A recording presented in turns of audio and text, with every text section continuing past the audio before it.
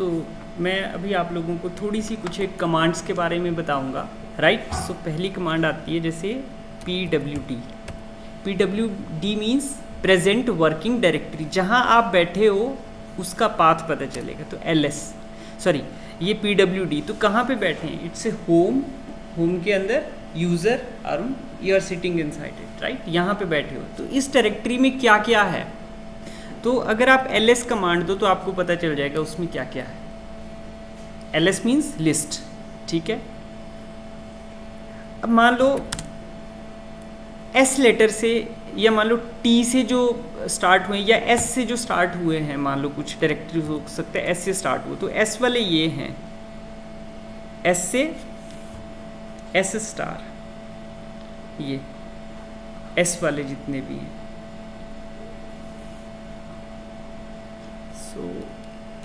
दोबारा क्लियर किया। क्लियर का मीनिंग क्या हुआ कि ये जितने भी हैं यहाँ पे वो स्क्रीन साफ हो जाएगी। सो क्लियर स्क्रीन क्लियर होगी, ठीक है।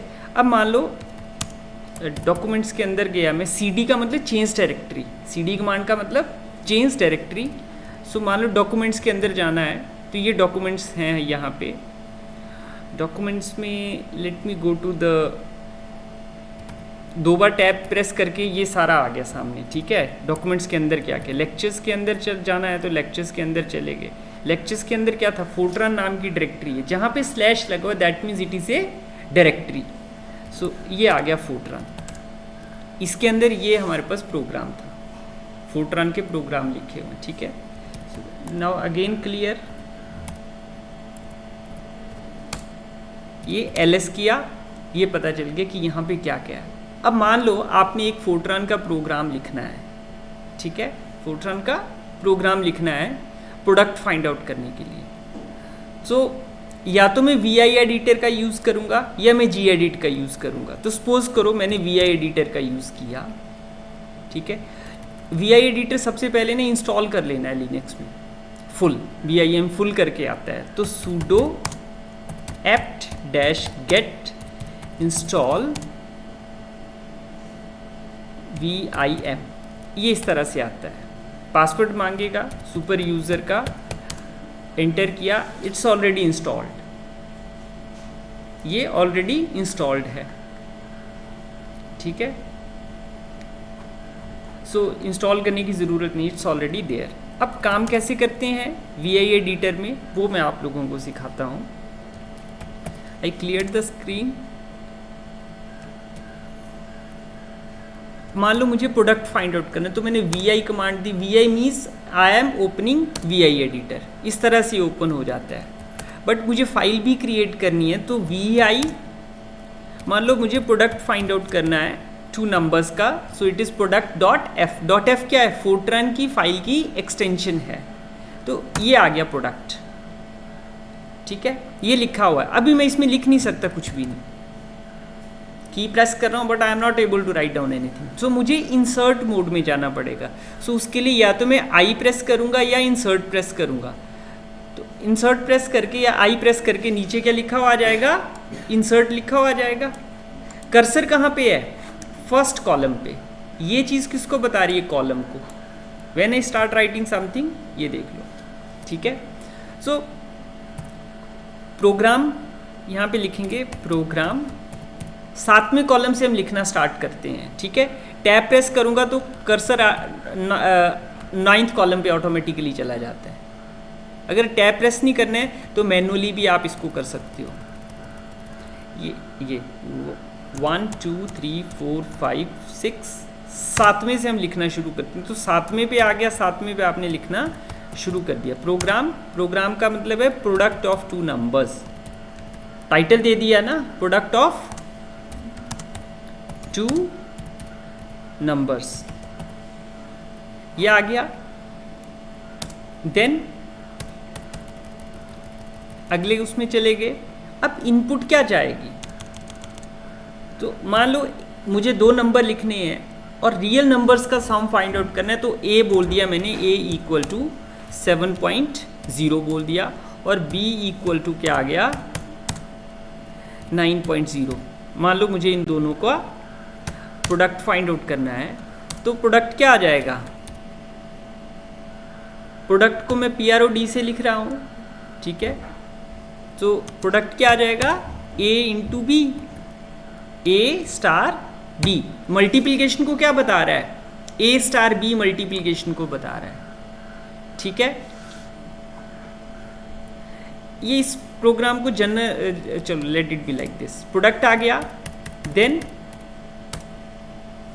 मैं अगर स्टॉप एंड करूं, ये स्टॉप और एंड आ गया, ठीक है। देखो मैंने क्या किया, मैंने दो नंबर लिए A और B, रीड किया उनको, उनकी वैल्यूज दे दी और प्रोडक्ट फाइंड आउट कर लिया, और ये प्रोग्राम को ख़त्म कर दिया स्टॉप एंड एंड से। सेव करने के लिए क्या करने पड़ेगा, एस्केप प्रेस करना है, एस्केप प्रेस करके इंसर्ट चला गया, फिर शिफ्ट के साथ कोलन, ये नीचे लिखा हुआ आएगा बॉटम में, ये देख लो यहाँ पे, एंड W का मतलब है राइट, ठीक है। तो जो हमने लिखा वो राइट हो गया, एंड अगर मैं Q लिखूं कोलन Q तो क्विट कर लिया। अब कंपाइल करना है, तो कंपाइल करने से पहले हमारे पास कंपाइलर होना चाहिए, ठीक है। इसमें ऑलरेडी है apt-get install, ये मैं बता रहा हूँ, अगर कंपाइलर नहीं है तो उसको कैसे इंस्टॉल करना है। ये कंपाइलर है, ये देखो इट्स ऑलरेडी इंस्टॉल्ड, ठीक है। तो अब Gfortran मेरे पास कंपाइलर है जिसका मैंने यूज़ किया, तो Gfortran प्रोग्राम का क्या नाम था, product.f रन हो गया, a.out एग्जीक्यूटेबल बनी। चलो मैं एक बार फिर से a.out को रिमूव कर लेता हूं। अभी देखो a.out नहीं बनी हुई है, बट जैसे मैंने product.f को बनाया तो मेरे पास एग्जीक्यूटेबल फाइल a.out बन गई। अब इसकी हेल्प से ग्रीन कलर आता है इसका, ठीक है। तो ./a.out जब मैं लिखूंगा तो ये आ जाएगा, बट इसने इनपुट कुछ नहीं मांगी, ना रिजल्ट दिया, मुझे रिजल्ट नहीं दिया अभी इसने, तो it means something wrong is there, क्या गलती हुई है। दोबारा चलते हैं प्रोग्राम पे। प्रोग्राम बिल्कुल ठीक है, कोई एरर नहीं आया। गड़बड़ कहाँ हुई, मैंने आउटपुट लिखवाई ही नहीं, मुझे आउटपुट भी तो लिखवानी थी, कैलकुलेशन तो हो गई। तो आउटपुट कैसे लिखवाते हैं, राइट स्टार कॉमा स्टार, ये सिंटेक्स है आउटपुट का। क्या लिखवाना है मुझे,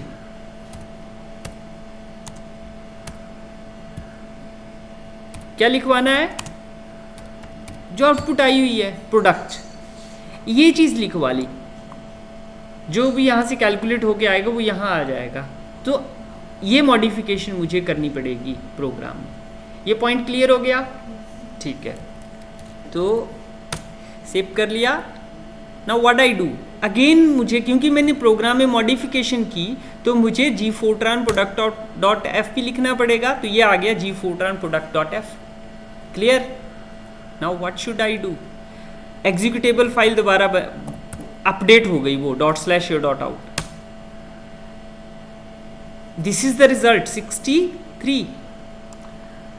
अब ये तो चलो समझ आ गया, ठीक है, कि ये हो रहा है, बट अभी भी ना मैंने प्रोग्राम में input the.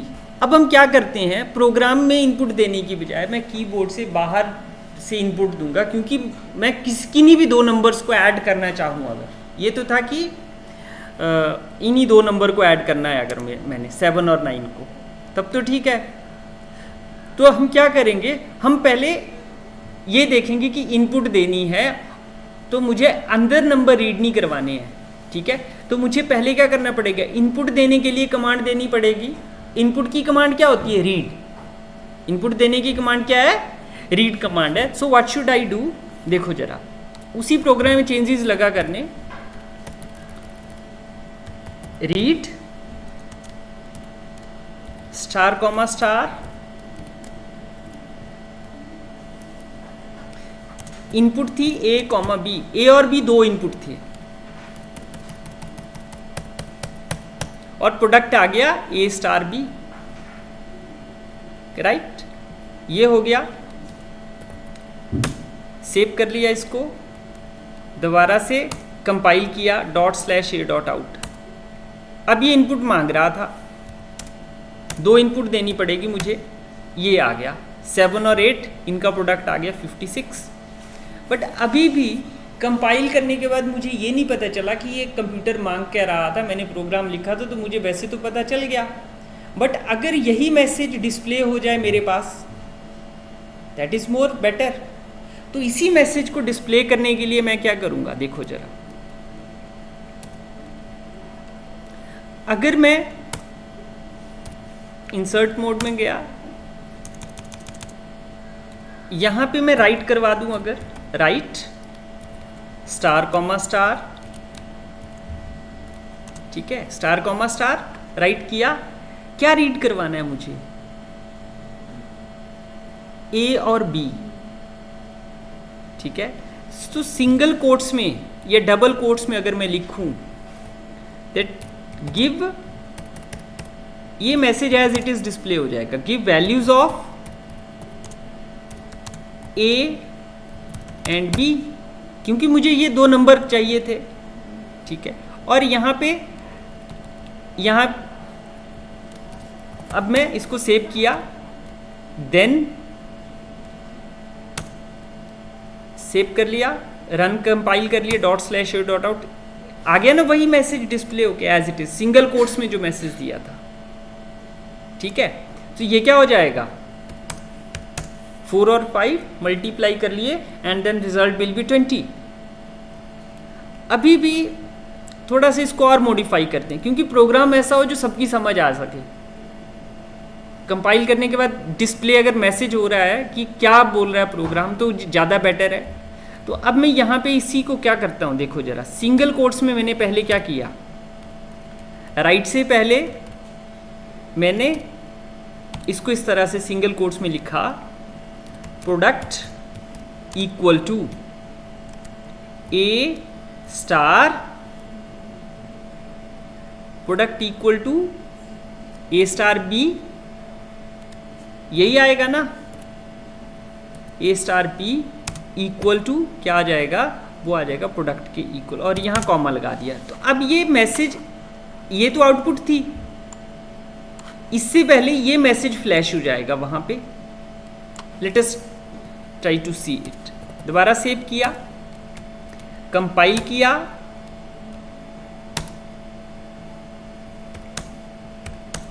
Product is equal to A star B. Clear? इसको थोड़ा सा और मॉडिफाई करते हैं, इसको फॉर्मेट स्टेटमेंट बोलते हैं। कैसे, सॉरी फॉर्मेट नहीं है, राइट स्टेटमेंट बोलते हैं, बट वो इस तरह से हम लिखने की कोशिश करते हैं राइट स्टेटमेंट को, ताकि मुझे हर चीज़ पता चल जाए। तो एक बार फिर से चेंजेस करते हैं।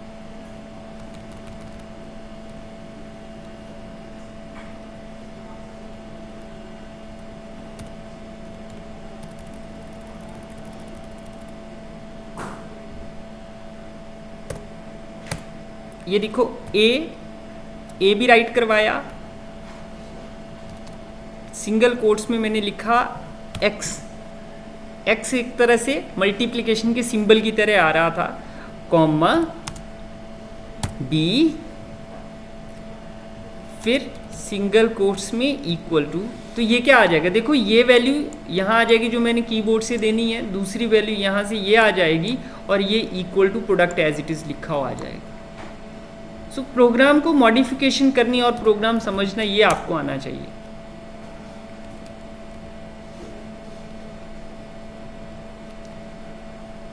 Okay, so let me compile it again. वो एरर दे रहा है, ये एरर क्यों दिया, क्योंकि देखो यहाँ पे ना कॉमा लगना था, कॉमा यहाँ लगना था कि यहाँ पे, तो यहाँ बोल रहा है ये empty set digit in the at this one, तो यहाँ पे एरर है, ठीक है। तो मॉडिफाई करना पड़ेगा मुझे, ये कॉमा यहाँ पे आ जाएगा और एक कॉमा हमारे पास यहाँ पे आ जाएगा, राइट। ये सिंटेक्स होता है, सिंटेक्स का एरर नहीं होना चाहिए, तो तब ये एरर आते हैं। डिस्प्ले भी हो रहा है कि कहाँ, जैसे 5वीं उसमें था ये 1 2 3 4 5, 5th रो में एरर था,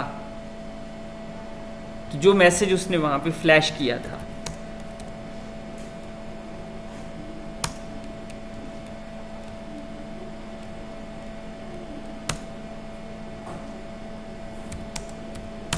ये देखो 6 × 7 इज इक्वल टू 40। तो रिजल्ट आ गया, पता चल रहा है कि क्या आना चाहिए था हमारे पास। ठीक है, सो ये तो आ गया प्रोडक्ट। अब मान लो मुझे एक्सपोनेंशिएशन फाइंड आउट करनी है, एक्सपोनेंट फाइंड आउट करना है। जैसे मान लो एक्सपोनेंशियल फंक्शन की वैल्यू फाइंड आउट करनी है, वो भी हम कर सकते हैं, या कोई भी पावर कैलकुलेट करनी है। ठीक है, तो नया कोड लिख लेते हैं या इसी में चेंज, एक काम करते हैं, इसी को ना मॉडिफाई कर लेते हैं, इसी प्रोग्राम को। ठीक है, तो मैंने इसको कॉपी किया, सीपी प्रोडक्ट डॉट को एफ को किस नाम से सेव कर दिया, exp.f से, exponent.f एक्सपोनेंशिएशन के लिए। ठीक है, ए रेज टू पर जैसे x आता है मेरे पास, कुछ उस तरह से अगर मुझे करना है, या ए रेज टू पर b फाइंड आउट करना है, so what should I do to do that. तो उसके लिए मैंने ये इसी में चेंजेस कर दिए। क्लियर? ठीक है, सो इसको मैंने रीनेम कॉपी कर दिया, मीन्स प्रोडक्ट डॉट एफ को वो इस नाम से लिख देगा, इसको भी रिटेन करेगा। अब देखो यहाँ पे ये फाइल नहीं है, exponent dot f is not there. Enter किया, एंटर करने के बाद इस कमांड के बाद ये देखो it's already there, exponent dot f आ गई, मीन्स इसको इसने इस नाम से भी दे दिया। अब मैंने मॉडिफिकेशन की एक्सपोनेंट डॉट एफ में,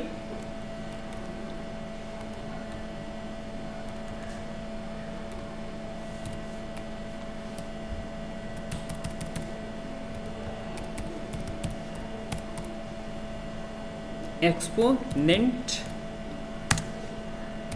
ऑफ नंबर्स, डिफरेंट नंबर्स के एक्सपोनेंट फाइंड आउट करने थे, ए और बी वैसे ही आएंगे। अब एक्सपोनेंट क्या आ जाएगा मेरे पास, ए रेज टू पर बी। तो ए रेज टू पर बी को मैं इस तरह से डबल एस्टिक से रिप्रेजेंट, डबल स्टार से, या एस्टिक भी इसको बोलते हैं, तो इससे इसको रिप्रेजेंट करेंगे। तो अब रिजल्ट क्या आ जाएगा, ए रेज टू पर बी आ जाएगा। तो राइट क्या करवाना है मुझे, एक्सपोनेंट। राइट किसको करवाना है, एक्सपोनेंट को। ठीक है, सो यहाँ क्या चाहिए मुझे, अब यहाँ पे अपने रेफरेंस के लिए लिख लेते हैं, a star B equal to, exponent आ जाएगा and equal to should be here. Simple, comma, means a की वैल्यू क्या थी और बी की वैल्यू क्या थी, वो भी मैं यहाँ पे लिखवा सकता हूँ, बट चलो let it be like this. तो ये मेरे पास आ जाएगा। इनपुट दे दी, इनपुट के बारे में इंफॉर्मेशन यहाँ मिल जाएगी। ठीक है, and what we have to calculate, we have to calculate A raise to पर बी। तो उसको लिखने का सिंटेक्स मेरे पास ये है, उसको लिखने का सिंटेक्स हमारे पास ये है, और ये हमने आउटपुट लिखवा दी and then stop and end, again save किया। अब क्या करना है, इसको नए प्रोग्राम को, अब एक काम करते हैं, पुरानी ए डॉट आउट को रिमूव कर देते हैं, नई बनेगी। इसको ना भी करें तो ये अपडेट हो जाती है। जितनी बार भी आप प्रोग्राम में चेंजेस करो, आपको जी फोर्ट्रन चलाओगे जब भी आप, तो ए डॉट आउट नाम की एक एग्जीक्यूटेबल बनती है, पुरानी होगी तो वो अपडेट हो जाएगी ऑटोमेटिकली। ठीक है, gfortran exponent dot f dot slash a dot out, give values of a 2 and 3। 2 raise to पर 3 कितना होता है, 8। दोबारा से कंपाइल करो, 2 1/3। ये कुछ प्रॉब्लम,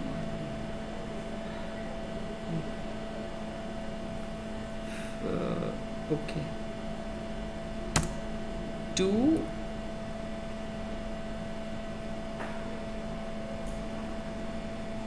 की values of A and B, 2 raise to power 6, 64 आ गया।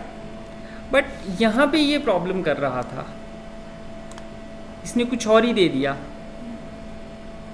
That means it need to be modified. ठीक है, सो क्या करेंगे, दोबारा से ओपन किया। अब ए रेज़ टू पर बी अपॉन सी करना पड़ेगा मुझे, और इसको ब्रैकेट में कर दो। इट मीन्स मुझे एक और नंबर रीड करवाना पड़ेगा c. Give values of a b and c. समझ आ रही है बात, व्हाट्स गोइंग ऑन। और ए बी सी ये सारी की सारी रियल डेक्लेरेशन है। सारी के सारी कैसी डेक्लेरेशंस हैं? रियल नंबर की डेक्लेरेशंस हैं। तो फोर्ट्रन में होता क्या है कि जितने भी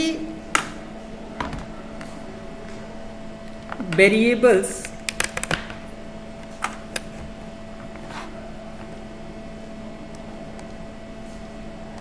ए B C T E F G H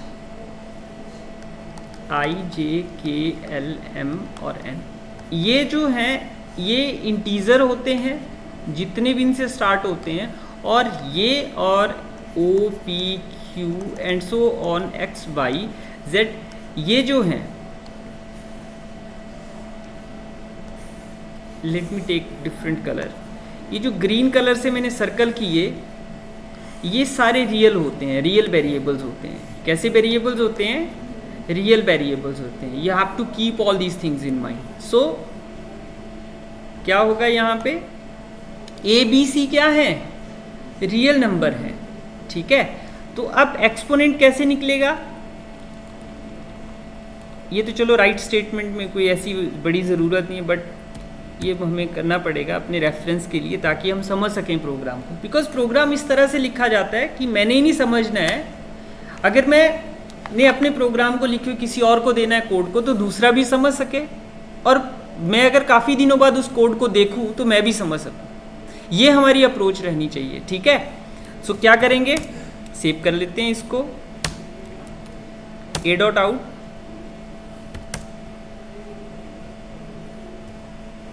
एक काम करते हैं, 4 1 अपॉन नहीं 1 और ये 2, ठीक है। एक और कैलकुलेशन करके देखते हैं, बिकॉज एक चीज़ होती है, रिप्रोड्यूसिबिलिटी इज़ वेरी इंपॉर्टेंट, कि आपका प्रोग्राम रिप्रोड्यूसेबल होना चाहिए। तो कोई भी कैलकुलेशन हम कर सकते हैं, जैसे 3 रेज़ टू पावर या not 3, 4 raise to power 2 by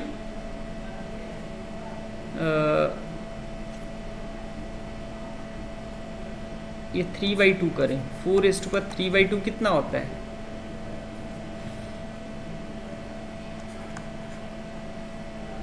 आठ आएगा ना?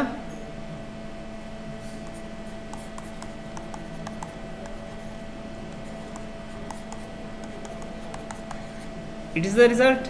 सो लेट अस चेक कि ये कर पा रहा है हमारा प्रोग्राम की नहीं, because we have to check the reproducibility. फिर आप किसी भी उसके लिए इसका यूज कर सकते हो। क्लियर? सो ये था 4 रेज़ टू पावर 3/2, 8 है, ठीक है। अब आप कोई भी वैल्यू ले सकते हो। Now it's up to you. जैसे 2 की 100th रूट निकालना है, ये आ जाएगा 100th root, otherwise it's not possible. Cube root निकालना है 2 का, ठीक है। कोई भी वैल्यू है, 2 का स्क्वायर रूट निकालना है, सपोज करो। अब आपने 2 का स्क्वायर रूट कितना आता है? 1.414। क्यूब रूट निकालना है, कुछ भी अब आप चीज़ इससे कर सकते हो, ठीक है। सो मैंने आज आप लोगों को 2 छोटे छोटे कोड लिखना सिखाए, जिससे हम मल्टीप्लाई कर सकते हैं या एक्सपोनेंशिएशन निकाल सकते हैं। इसी तरह से आप और भी तरह के प्रोग्राम्स लिख सकते हो, धीरे धीरे इसके सिंटैक्स को समझ के, right. So that's all for today.